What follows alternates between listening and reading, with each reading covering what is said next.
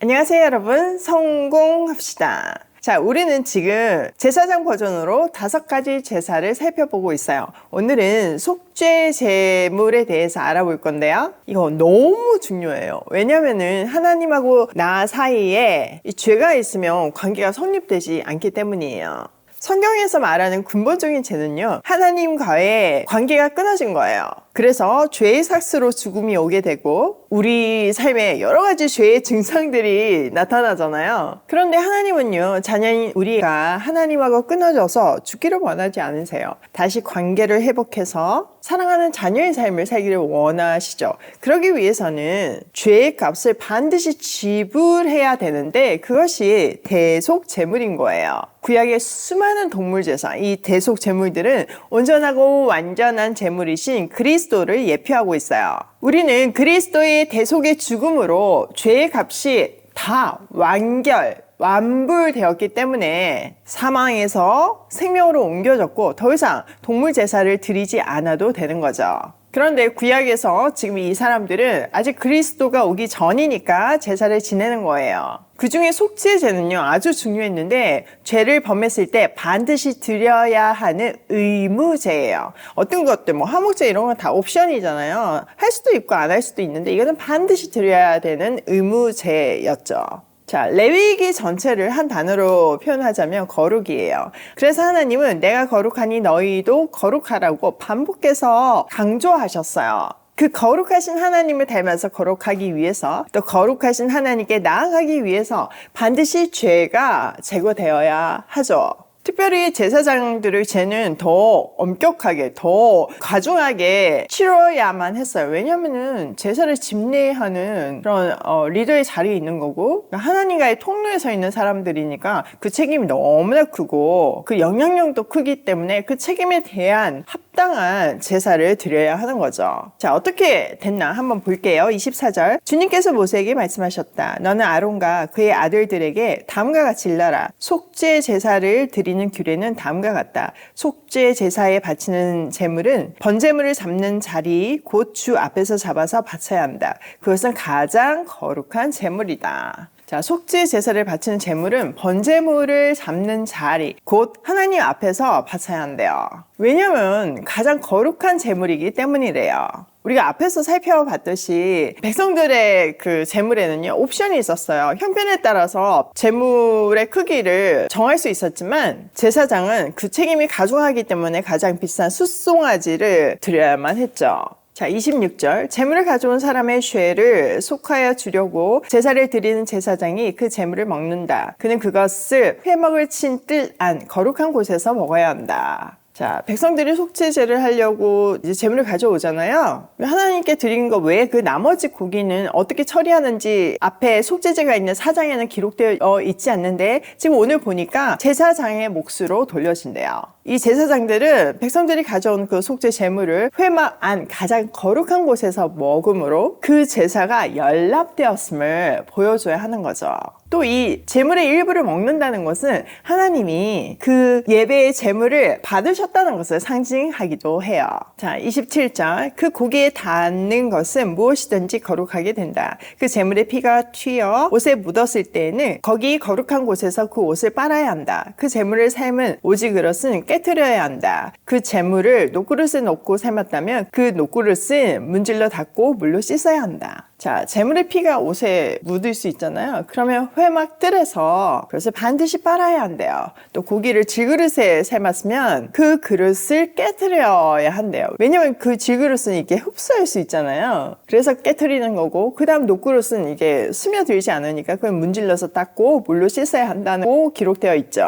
자, 이렇게 빨고 깨트리고 문질러 닦고 거룩이 구체적으로 우리 삶에 적용되어야 함을 말해주고 있어요. 자, 29절 제사장으로 임명받은 사람은 모두 그 제물을 먹을 수 있다. 그것은 가장 거룩한 제물이다. 그러나 성소에서 사람을 속죄해 주려고 제물의 피를 회막 안으로 가져왔을 때에는 어떤 속죄 제물도 먹어서는 안 된다. 그 제물은 불에 태워야 한다. 자, 한마디로 이게 뭐냐면은 제사장은 속죄 제물로 그 남은 고기를 먹을 수 있지만요. 제사장이 자기 죄를 속죄하기 위해서 드려진 그 제물은 먹을 수 없대요. 자, 보니까 회막 안으로 가져왔을 때는 그 어떤 제물도 먹어서는 안 된다고 되어 있잖아요. 회막 안으로 가져오는 것은 그만큼 죄의 비중이 크다는 것을 말하고 있는데, 이 회막 안으로 속죄의 제물을 가져오는 경우에는 사장에서 우리가 살펴보았듯이 제사장이 자기 죄를 속할 때에만 가져오게 되어 있어요.